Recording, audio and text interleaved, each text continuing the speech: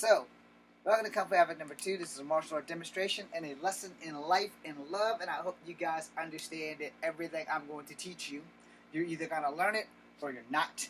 You're going to believe it or you're not. My name is James Williams Jr. I am part Cherokee, I am part black, I am part white, and we are going to teach you how to use conventional weapons as well as standard weapons. Alright? So these are what you would call weapons of convention. They're accessible. Everybody has them. Especially for those who don't know martial arts. Yes, you can use keys. No, do not do the key knuckle thing. This is guaranteed to hurt you before it hurts someone else. If you have keys like me and they're on a certain apparatus, you can use it as a whip, and that'll probably be your safest bet versus trying to put these things on your knuckles thinking that you're making a pair of brass knuckles. Also, if you've watched any videos, I've told you this before, and all you martial artists who are not behind me on this, shame on you. Your hands and feet are the easiest bones to break in the human body. Alright?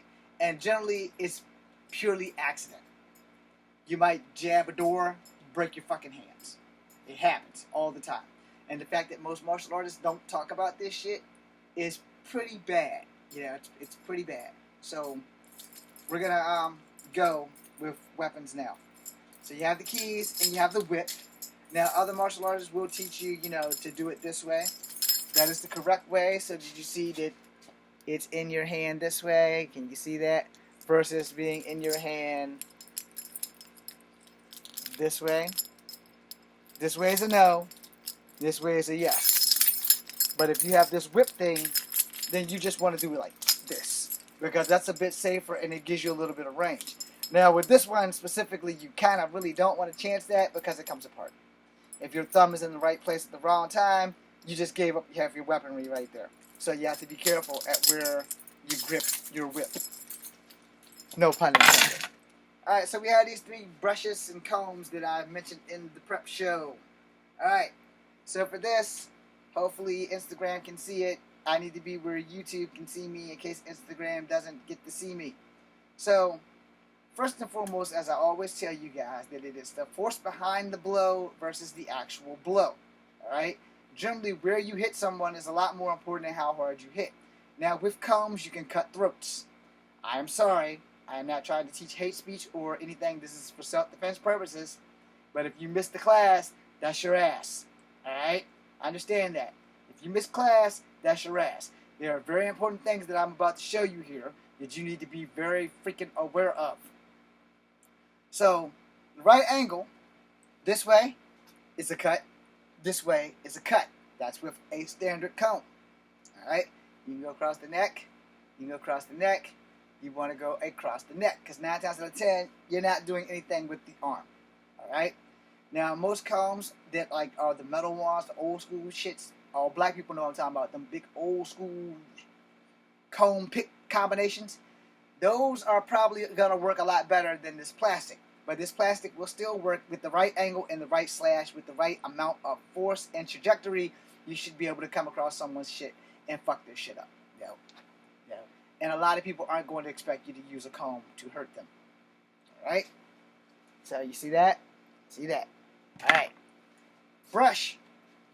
Pretty much the butt of the brush is what you want to use. This right here, not so much unless you're going to smack somebody, and even so, you want to use the backside. You don't want to use the bristles, because the bristles really aren't going to do anything. But the backside of the brush is just like having a stick. So you want to hit them with the butt side of the brush. That is this flat piece there. See that flat piece? Because when you slap them with the flat piece, they're going to feel this versus this, unless you got like a dog brush that has iron bristles on that shit, which most people don't carry around. But ladies, you do have hair brushes and combs in your purse. You generally have these things on you at all times.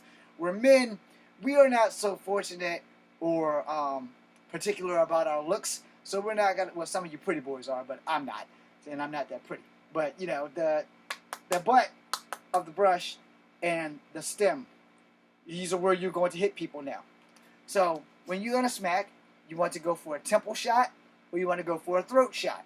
You don't so much want to use the sternum because that's not, that's not going to do anything, because you're flat and you're hitting flat. All right, especially if they don't have a six-pack, you're still just not doing anything. If you have to hit them in the stomach, that's where the handle comes in, because you can get more thrust and more leverage, because this part is hitting them here, and your target will basically be in the sternum area, or in the throat, or in the no-no square, as they like to say it in the women's videos, that you want to hit them there, because those are places that are excessively sensitive. Now, if you're like somebody's throwing a punch, you want to catch them in the elbow, the inner elbow, not the outer elbow. If you're going to use the outer elbow, you want to use the back side of the brush. You're in the inner elbow, you want to use the handle. Now, let me explain that, because this, it still hurts, but this is like a stab, where if they're throwing an elbow and you hit them here with this, you got a better chance than trying to pinpoint accuracy that. Alright? Let me make sure you guys understood that. For the outside, you're going to block with the butt. For the inside, you're going to stab with the handle. Alright? And the reason that is this is a smaller target, and this will fit in there a lot better than this. Alright? Now, if you're under the gun, it's not even going to matter. You just want to make sure you get them inside this inner elbow. Alright? Because this is like a slap versus this is like a stab. Understand that. For those who know Kempo, you know the move of hitting in here so that you can collapse that and then push them this way. Okay? For those who do not know Kempo, you just learned something. Alright. Now also, on the backside of it throwing an elbow, it's going to be hard for you to jab this. Even though this is a bigger target, it's going to be hard for you to jab it, because it's going to be coming with a lot more force, versus if you slap it on the backside and you have an easier time hitting this target with a bigger substance than this little tiny thing. Alright? You got to learn how to use stuff when it comes to time to use this stuff, because if you don't, you're going to get hurt really bad. Hello, brother. So anyway, backside of the brush for this, handle this, never the bristles unless you have a pet brush, like where you like scraping the hair off the dog, the iron brushes, the brittle things that are made out of iron. So that takes care of that, and the keys, and traditional comb. Now, this comb is special, because I got you 3 different ways from Sunday. Now, you got a lot of targets with this sharp-ass comb, and because of these teeth, see that? Because of the teeth, the going across the neck thing is your primary and your best target. Trying to grab them in the sternum, not so much. So for this comb specifically, you want to stay with the neck. This side as well as this side, and this side as well, because you want to jab them. Now this is an improper hole, so you kind of want to do it like you got a knife, versus trying to put it in between your hands. Even though this will also work, it's probably safer to do it this way, because it gives you an option of going from here to here versus here and here. You might not be flimsy enough with your hand to do that, but if you're here and you go across the throat, so you come across, the force behind it and the angle should do the ripping part. God, I'm still going to get canceled with this. But, the ripping part is because you're going to cut this way. You're going to cut across their throat in a way, and you're going to angle down a little bit, so it's going to hook in and go in. So you want to catch them like right up under here. So it's like right there. It's just like taking a knife. It's just like taking a knife. Now, for this one, on this side, you want to pretty much do the same thing. It's not going to be as effective, but it's going to hurt more with the thicker teeth, because the thicker teeth, you can look at them, they are sharp as fuck. Alright? Where this is kind of blunt, so you might just graze them enough to let them know they've been hit. But this, when you jab that in there and you rip, they're going to know they've been cut. Yeah, they're going to know. So they're going to know. This side, not so much. This top, not so much effective. Now, because this has length on it, so that you guys can see, this has length on it. Now, if you see beside my head, that's how much is going into their eye. And that's where you're going to use this. Or you're going to go into their nose. Alright? Now, again, when I was in high school, and I was being taught by Green Beret, he taught me how to use a spoon. So what you can do with a spoon, you can do with this comb. Alright? So, and women, you have combs. You might not have this specific comb. You may not have this specific comb, but you do carry combs and brushes in your purses, where men, we don't have the luxury of that. we're lucky we have a fanny pack, and generally we have money in it. So yeah, we don't have like, I don't carry my comb with me everywhere. All right, I literally do not carry my comb with me everywhere. Once this ponytail's in, it's in. If that shit gets ragged out, I just take the ponytail out, brush the hair a little bit, we're good. And if people don't like it, well, there's nothing I can do about it because I don't have a fucking comb. But, you know, maybe I should start carrying my comb with me, but then I'll start thinking about ways to killing people, so I'll just leave my comb at home. But, you know, with this section, again, you don't really want to do it this way because there's a good chance that, you know, the comb is going to break. This comb is not very thick, so you have to take that into effect. So if you're going to go the throat first, or if you're going to go into the eye, you kind of want to do it like in a stabbing motion. Now, your hand, unfortunately, wipes out half the length of what I just showed you. So you're going to have to make a decision on what you want to do. If you want to cut the throat and then turn it and then go for the eye, that would probably be a better suggestion. But if your eye is the only target, you can try it this way, but you're not going to have a lot of grip. So you kind of want to stab either with this way where you give more of this versus trying to do it this way. Again, this comb is flimsy. In the heat of the moment, you may get something in there, you may not. And that's the reality of that. You have to be ready. You also have to be ready in case this shit fails. Because not everything is 1,000% guaranteed. Now, this on the other hand, again, it is the force that you are going to do as your rip and your angle. Where here, you want to jab and you want to go for an eye. You can also go for an ear. You know. I think, nope, it's not midnight. I'm hearing shit. Sorry about that. But anyway, you know, you have to be prepared for this shit. And these types of combs are not that damn expensive. No. But the thing is, I would advise you to try and get a thicker base comb. No. Like, built like this, but with a thicker handle, like this thick. Or if you can find one with this thickness, then that's what you want. Now, the thing about these things is, they're one-shot deals. Alright? Just in case you thought that it was going to be like, you know, samurai sword fighting. Hell no. These are one-shot deals. When you're using this bitch, I'm promising you, you'll be blessed if you get a second chance to do this shit. It's a one-shot deal, so you better make it count. Especially if you're going for the eye. If you're going for the nose or the eye, it's a one-shot deal. So you want to make sure that you do this shit and make sure that it counts. Hello there, Brianna.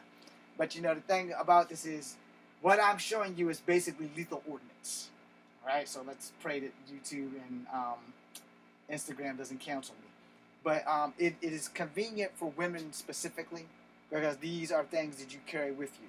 So since Brianna missed it, we'll give it a throwback. You have your keys. You do not put them like this. So for that, you carry it like this, so that you can jab and have control. Now, if your key is like mine and it's on a whip, you can whip it. But you got to be careful because my whip comes apart. So I might lose my keys, right place, wrong time, bad fingering. You know, that could be a thing.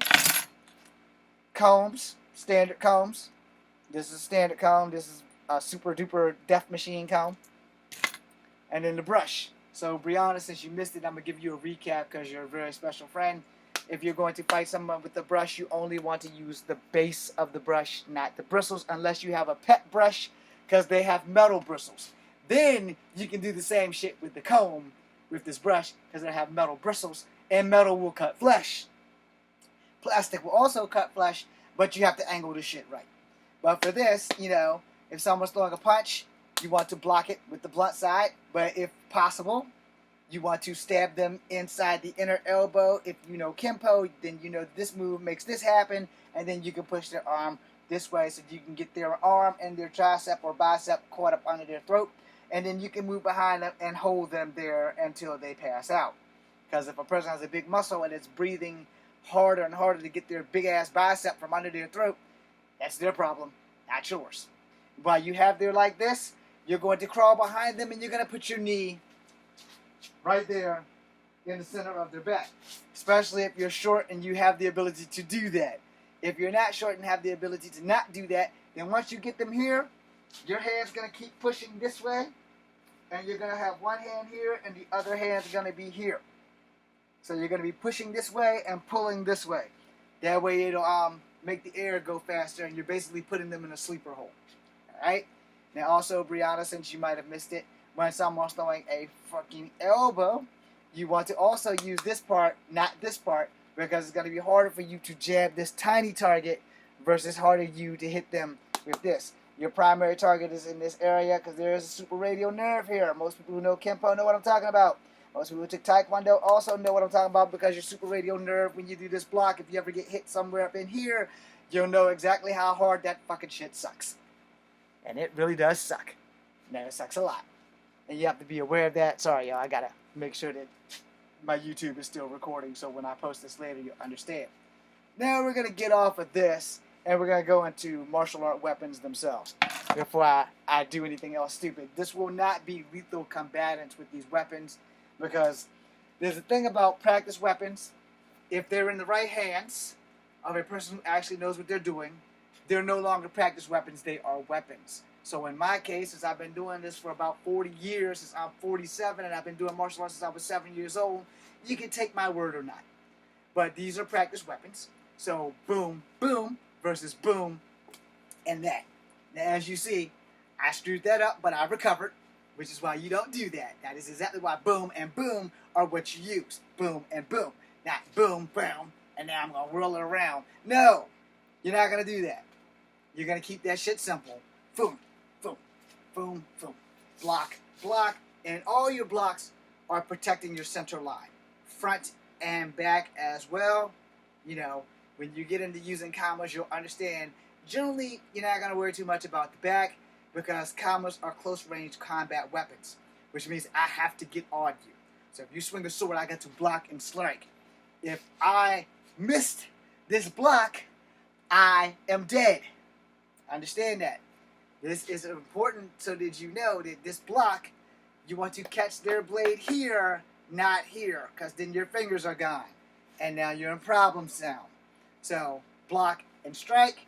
When you are striking, you want to hit center mass because most of the armors only protect yay so much. And when you use kamas, they lock in and then they rip. Like Velociraptor claws. And something has gone wrong with my... Okay. Instagram came back. I don't know what happened, but it went away. This seems to be a problem with Instagram. It seems to be a problem with me on TikTok whenever I do a martial art demonstration. Luckily, I haven't been canceled on TikTok yet or Instagram for these things. But if Instagram keeps messing up, then I will go to TikTok to finish this off.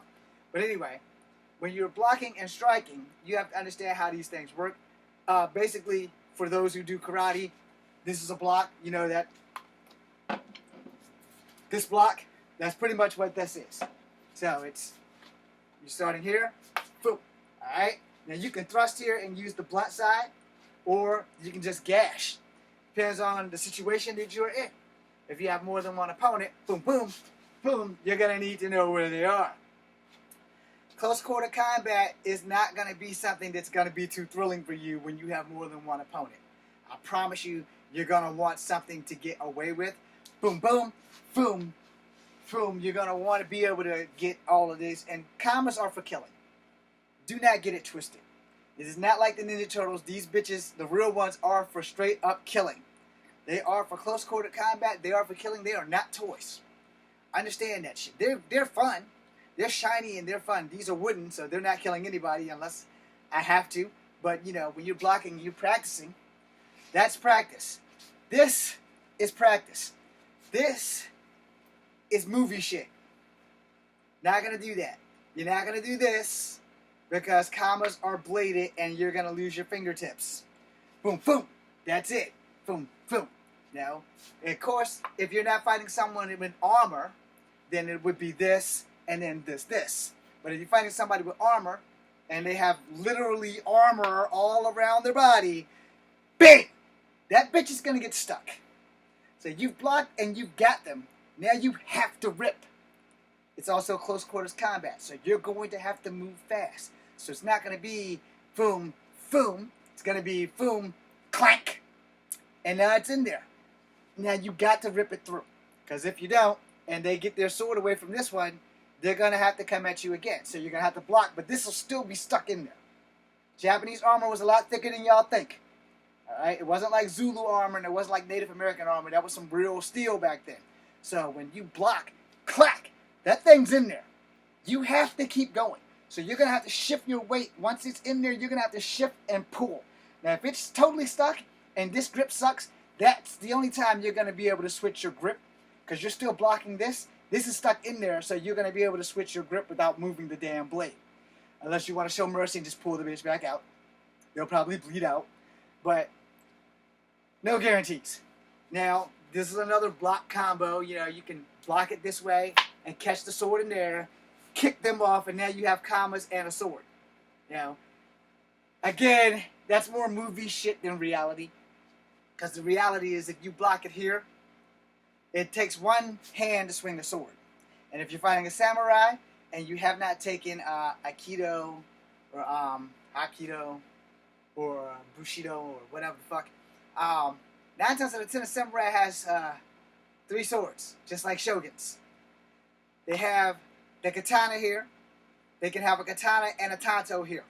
So generally, you have your base katana and you have your katana and tanto. So you're going to have those. So if I have a katana and you've blocked that shit, or you've blocked it this way and you caught the katana, I still have another hand. And my other hand's going to grab the tanto and I'm going to come across you. So for those who have not taken up that art, you understand it. It's going to be like, hold on. I can show you better than I can tell you. So I have a katana and I have a tanto. So this is my katana, thing, that's my tanto. So we block, I use my tanto, and the tanto is going to cut you in the gut. Understand how that works? While I have the chobos, we're going to go into short sticks and chobos. Alright, so same stuff that you're going to do with kamas, same shit with the chobos. The only difference is the chobos do not have blades. Alright, you're not going to do this in a fight. It's not going to happen. You might do that, but you know, your blocks, pure and simple. There, here, low. With anything that goes here, you got to be able to bat away from up here because this protects this protects this. All together, you're going to protect your circle. And you're going to protect your circle while moving in a circle. Understand? That's about the only whirling you're probably ever going to do with these things. This here, that's some movie shit. Real life, boom, boom, boom, boom. You're not going to do this. Boom, boom. That's going to happen. No, that was not purposely done because what was supposed to happen was that. But, boom, the shit came out my hand. So that's what's supposed to happen. We're going to attempt that again. Boom. Okay? Didn't go all the way around. And you see why. Because when you're in a real fight, you're focused on the fight. You're not focused on what your weapon is doing. When you block, you're not focused on that. So it's going to be more like boom, boom, boom. Or boom, boom, boom. It's not going to be boom. You whirl this bitch around. Doom, doom, doom, doom. No. Because generally, if you're using chobos, someone else is probably using chobos. And you guys are going to be all damn day long. If you follow the routines, you're going to know boom, boom, boom. And you're going to know up, up, up, and up. And the other person will be block, block, block, block, block, block, block, block. And if you have to do it from the back, it'll be block. So there's that one, and there's this one. So there'll be blocking, you know, guys coming at you from the top. So you're going to either block this way, or you're going to block this way, but you're still going to block that shit. If they're coming at you from the bottom, which is down here, which they're striking this way, you're going to bat it off this way, because this thing, you see how it goes from my right to my left, from shoulder blade to shoulder blade? That's a block. It's generally going to block a thrust, or it's going to block a strike, or a low kidney shot to the back. So it's going to block from this side to this side, and that'll block here to here. So I have a windshield wiper effect. I call it a windshield wiper. You don't have to call it a windshield wiper. So I'm going to do one more thing, and then I'm going to do the lightsaber show for YouTube, and then I'm going to do a question and answer for Instagram if anybody's still here. If nobody's here, I'm going to just end the live. I may go back live on TikTok for question and answers, and we'll go from there. And there's a wave to, I hit the wrong damn button. Sorry about that. That was supposed to be a wave. Oh, no. I hate technology. Alright, so finally my favorite, bound fighting. Alright? Again, I stress that only in your wildest dreams will this shit ever happen to you. In real life, unless you've been handcuffed twice, like me, you will never ever have to deal with this shit. We're only going to do front instead of backwards today, because I like to go and get in the shower, and I'd also like to watch whatever the hell is on the Discovery Channel about Bigfoot. Not the Discovery Channel, Travel Channel. They're all owned by the same people. Refresh your course, your blocks. High right, medium with knee, low. High left, medium with knee, low. Now you got that out the way. Now, it's a lot easier to block with your hands where they're tied in front of you versus blocking with your hands but tied behind your back. Now, as I say this to everyone, please do not attempt this shit at home. If you have not had martial arts training once in your lifetime, this ain't the damn thing for you to try right out of the gate. Alright? 1. If you are not a good fighter, you are going to need to know how to have an exit strategy.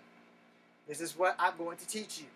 Every time I do this, I teach you the exit strategy first, because the exit strategy for someone who can fight, they're going to get overzealous and keep fighting. The exit strategy for someone who can't fight is what you need to learn first. Now, someone's coming at you and your doorway is that way, but your left leg is the only leg available. You want them to go over this side. That being, you want an outside to inside crescent kick. Boom. That way they go in that direction. You will shift your weight in this direction and you will run for the door. You will not try to continue to engage someone when you don't have fighting paralysis. Now again, if the door is over there, you do not want to do an inside to outside crescent kick, because you're putting them in the direction of your door, which is this kick. Alright? Now that kick has put them in the direction of the door, which keeps them between me and freedom. And your hands are tied. So you got to understand, that's not the direction you want to go. Unless you're a jackass and you want to engage somebody with your fucking hands tied. Let's say you do that. So how do you engage people with your hands tied? You use the ties as a weapon. You want to thrust forward and catch them under the throat, or you want to get behind them so that your hands are back here and the rope is over here so that you can pull back. And while you're doing that, again, you want to put your knee either in the small of their back or in between the shoulder blades, and you want to reel back. Now, the downside of this is that you probably will kill someone. You kind of don't want that. But if you can make them pass out by cutting off the air, then you've done your job.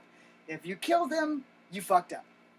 However, that's lethal ordinance and shit happens. I understand that. If I tell you not to do something, you probably shouldn't do it because shit happens. You don't want to go to jail for defending yourself, but you probably still will, but, you were tied up. And when the cops examine you, they are going to see the bruises, unless you're one of those people who don't bruise easily. That's part of the game. But again, in your life, you will never, ever, ever, ever be in a situation with your hands tied. Makes great for movies. Not so great for real life. But understand, if I'm showing you this, that does only mean that I know how to do it. It doesn't mean that everyone knows how to do it. So again, just say you don't want to engage the person, and they're coming, your freedom is that way, they're over this way, boom, front kick. Now, that front kick versus their momentum, providing that you don't fall on your ass, should slow them down or stop them, just depending on where you kick them. So if you kick them in the no-no square, or you kick them in the sternum, you got a good chance of taking their asses out. You kick them in the face, you might piss them off. But if you kick them in the throat, they're done, because a person who can't breathe can't hurt you. However, that front kick was kind of high, so it would have more likely been in somebody's face, because I kick people in the face. It's a whole lot more fun for me to kick people in the face. But let's say you don't have that range of motion, so you want to aim here or in the sternum. This is going to save your ass versus making you have to engage. Now, unless this person sees this and blocks it, then you should be in good shape. Yes, people block shit. That's why it's called a fight. In the event that they block it, we'll have to teach you something else. But let's say that they don't block it. Boom! That's a low angle kick to the no-no square. they're going down, you're bringing the knee up. You're going to end this fight as fast as possible, and then you're going to hit freedom. So, boom, boom, and you're out. This floor is slick. That's why I look like I moonwalked across the floor. Anyway, we're hoping that I don't go down during this demonstration because my hands are tied and I don't want to look like a bitch on TV. Anyway, let's say freedom is this way and they're this way. So, outside to inside crescent kick, boom. You sent them in that direction, you shift your hips and you go this way. It's pretty much common fucking sense. Now, you don't want to do an inside to outside crescent kick, which is the kick I'm about to show you, because it keeps them in the way of your escape. Boom. Now I've sent them in the direction that I need to go in. I fucked up. You don't want to do that. So you have to explore your options. I'm not a good fighter. So what do I need to do? I need to incapacitate my opponent, and I need to get out of dodge with little to no damage to me. So, boom. No square. Boom. Knee. That should do it. But in the event that it don't, you add a third option. Boom. Boom. Boom. Now if you want to get nasty, when you knee them, you can catch your arms under their throat and just put them in a headlock. Now you're choking them because you're lifting up. While you're lifting up, I got to step back so that YouTube can see it. When you're lifting up, boom, boom, boom. Throw as many knees as you can. The human body is tough, but everything has a cutoff point where either they're going to run out of air or you're going to get tired. You're going to get tired of holding them and using your knee. Now, they very well may be conscious enough to block. That's why you're going to keep reeling their head back while your hands are under them this way. So that knot there is hitting their Adam's apple, is cutting off air to the brain. So you're trying to put their asses to sleep because that's what you want to do so that you can escape. Now, as all things, I say this a lot, I'm going to never stop saying it. 1,000 things can go wrong in a fight before one thing goes right. You need to be prepared for that. So everything that I taught you, shit can go wrong in what I'm teaching you. Like I said, I don't want to slip and fall and bust my ass, not only on live Instagram, but I don't have anybody that's going to be able to run down these steps and help me. Alright? So, we go with the don'ts now. Alright? You're not going to do this, because that's not going to help you if you miss. And if you're in the air, they can sweep this foot or they can grab you and body slam you. Something a lot of martial arts teachers do not prepare you for, the unexpected grab. Yes, you can be grabbed while you are in the air. And anyone who doesn't teach you that, somewhere missed the class. You also are not going to do this. Again, same principle. They duck that tornado kick, grab your leg, body slam you. Your hands are tied. If you've never been slammed on the ground before, let me explain to you the dichotomy of that. Alright? Harsh slams to the ground work in two policies. How hard I hit that ground and what part of my body hits that ground. If my back hits solid and I don't fall like they train you in wrestling, I'm more than likely going to have the wind knocked out of me. If my head hits first, I may be unconscious. And this is a floor. So it's going to hurt like shit because everybody knows the floor is harder than the ground, which is why when you train outside, it's a lot safer to be in the grass than be on fucking concrete or asphalt or any other substance that can probably put your ass in the hospital for a coma. Yes, people slip when they're training. Happens all the time. And these shoes, again, don't have a lot of goddamn grip on them. So, you have to be careful. Are you going to do sequence attacks? I personally say no. But if you're in a situation, like in the movies, you are going to use sequence attacks because it makes the shit more exciting. You're not going to come to the movies to see me go, boom, and then get away. You're going to come to the movies to see me go, boom, boom, boom. You're going to see excitement shit.